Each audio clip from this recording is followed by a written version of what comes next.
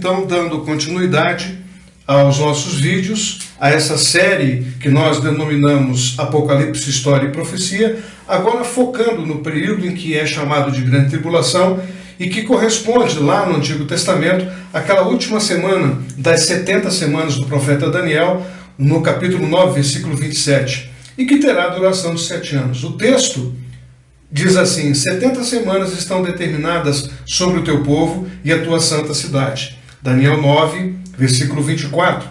Então, essa semana está dividida em duas partes de 3 anos e meio. E é apresentada também no Apocalipse, capítulo 11, versículo 1 a 3, no 12, de 6 a 14, e lá no 13, no versículo 5, onde a gente lê 42 meses, 1260 dias, tempo e tempos e metade de um tempo, tudo isso significando essa igualdade a 3 anos e meio. Então esta 70ª semana de anos, ela é chamada de Grande Tribulação, lá em Mateus 24, 31. O próprio Jesus se refere ao profeta Daniel e diz: porque nesse tempo haverá grande tribulação, como desde o princípio do mundo até agora não tem havido, e nem jamais haverá. E Jesus disse aos discípulos e enfatizou o tempo dessa maior tribulação já sofrida pela igreja em toda a sua história, quando acontecerão guerras, rumores de guerras, fomes, perseguições, terremotos, catástrofes na natureza, e que são revelados como sinais indicativos desse período que Jesus denominou de o princípio das dores. Então, quem surgirá nesse tempo? Será o tempo em que o anticristo, aquele cavaleiro do cavalo branco, lá do capítulo 6, versículo 1, ele virá para tirar a liberdade e agir com grande ferocidade contra o povo de Deus, que ficou aqui na grande tribulação e que não foram arrebatados. O anticristo, que é essa besta referida no capítulo 13, é também apresentado pelo apóstolo Paulo como o homem da iniquidade, em 2 Tessalonicenses 2. Ele tomará a condução, então, das questões políticas, religiosas, econômicas, com as quais deverá comandar uma espécie de império romano que irá ressurgir naqueles dias, composto de uma confederação de países. O apóstolo Paulo o descreve como sendo esse homem da iniquidade. Ele chama de o filho da perdição, o iníquo, o opositor de Deus, o qual o Senhor irá matar pelo sopro da sua boca e o aniquilará pelo esplendor da sua vinda em glória. Lá no capítulo 19, versículo 11 do Apocalipse, nós vemos um referencial em relação ao que Paulo escreveu. O anticristo, ele iniciará então o seu governo trazendo soluções fantásticas e aguardadas pelos povos para os problemas políticos, econômicos e religiosos, e pouco a pouco ganhando então a simpatia do mundo e dos poderosos. Ele vai adquirindo essa autoridade, esse poder para implantar o seu domínio. E chega um momento em que as próprias pessoas, as nações dirão: quem é semelhante à besta?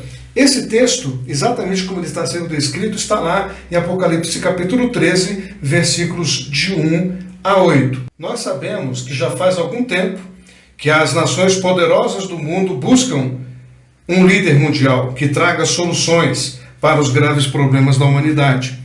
Daniel 9, 25, 27 fala que o anticristo, o príncipe que há de vir, como ele se refere, que dará então firme aliança, fará uma firme aliança com muitos líderes, provavelmente líderes da nação de Israel, provavelmente líderes dos chamados palestinos, por uma semana, mas na metade da semana fará cessar o sacrifício.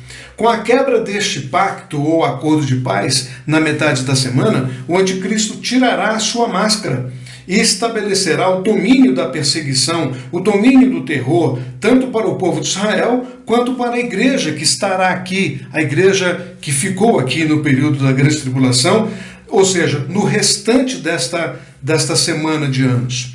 O sofrimento da igreja, causado pela perseguição satânica, durará um tempo definido de 3 anos e meio, ou 42 meses, ou um tempo, tempos e metade de um tempo, ou 1260 dias, que são as expressões que significam o mesmo lapso de tempo que acontecerá esta grande tribulação, ou seja, o período mais intenso do que vai acontecer nela. Neste período, 2 testemunhas serão enviadas por Deus, como diz Apocalipse 11, de 3 a 14.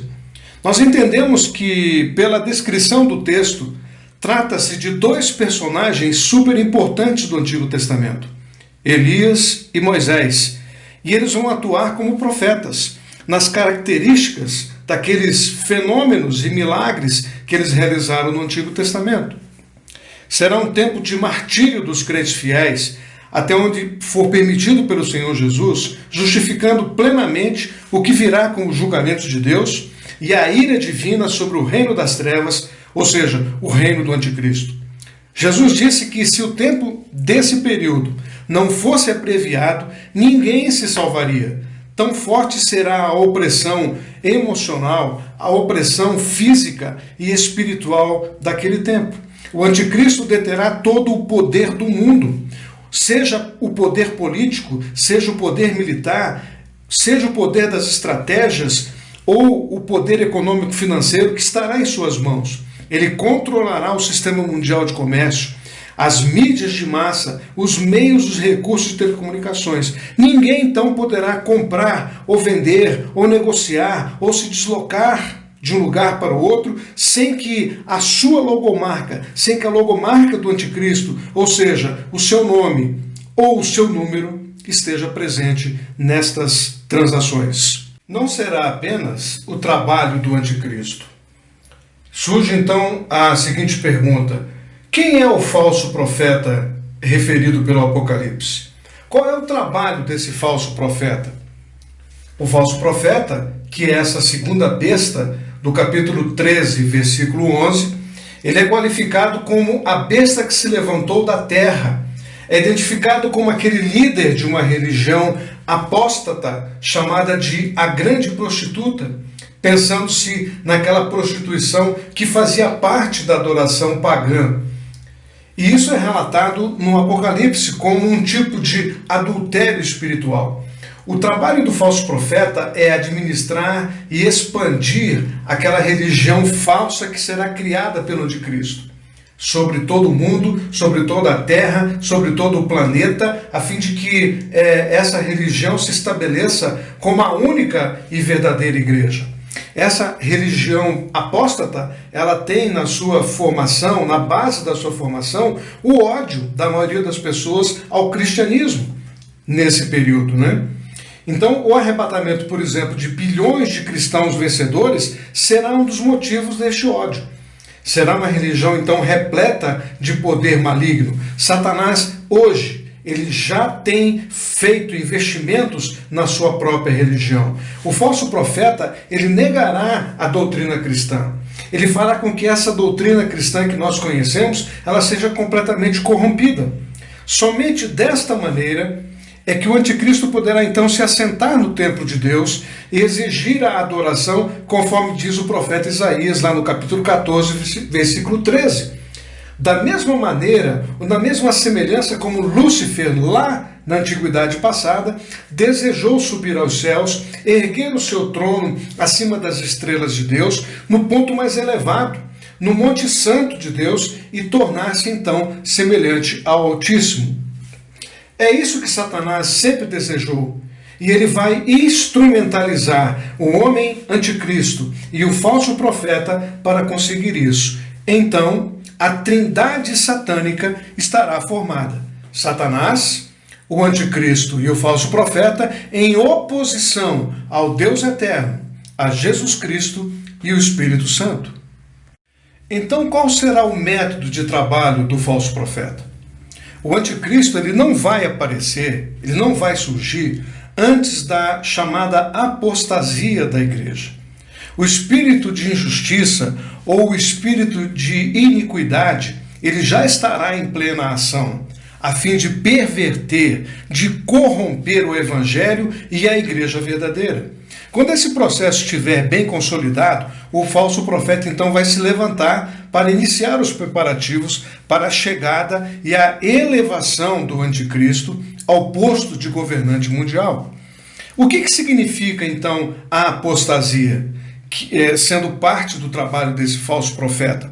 A apostasia, ela é manipulada por Satanás. Tem como objetivo principal destruir a igreja de Cristo na terra.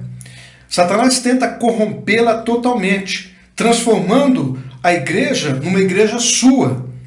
De fora da igreja, então, da igreja verdadeira, ele age como se fosse um leão, rondando, procurando a quem ele possa tragar. Mas por dentro da igreja, ele age como uma serpente venenosa, insinuante, rastejante, sagaz, que se mistura e que se esconde no próprio ambiente da igreja. Então, de forma secreta e gradual, Satanás vai envenenando a mente de muitos dos irmãos, com vãos pensamentos, com pensamentos de poder e de ambição, com amor pelo sucesso, pelos projetos individuais de poder, pelas honras, pelas benesses que o sistema maligno do mundo proporcionam, bem como também as próprias superstições em torno disso tudo. Então, desta forma, eles afastam todos do poder espiritual e da simplicidade do Evangelho. Segundo Tessalonicenses 2,7, chama essa condição de mistério da injustiça, ou mistério da iniquidade, e obtém, então, muitas vezes, os resultados que ele, Satanás, deseja. Após o arrebatamento da igreja vencedora, Satanás estará solto, livre para agir. Então, o iníquo será revelado na pessoa do anticristo. Você deve estar se perguntando: como saberemos que estamos diante da apostasia? Como é que sabemos isso? Eu quero apresentar a você 7 sinais. E vamos identificar, então, esses 7 sinais como sendo ligados a esse processo da apostasia da igreja. O primeiro sinal é total ausência de valorização do Evangelho de Jesus Cristo. O segundo é a perda da convicção quanto à verdade do Evangelho. O terceiro ponto é o desprezo pelas promessas bíblicas de Deus. O quarto é a rejeição da verdadeira espiritualidade cristã. O quinto é o desprezo e a rejeição do verdadeiro povo de Deus. O sexto é o desprezo e a rejeição dos atributos, dos dons e das ações do Espírito Santo. E o último, o sétimo, é a declaração aberta de ódio contra Jesus Cristo. Então eu faço a pergunta para você: quais destes sinais você tem percebido nos dias de hoje? Então, não se espante. Tudo caminhará, se afunilará nesta direção.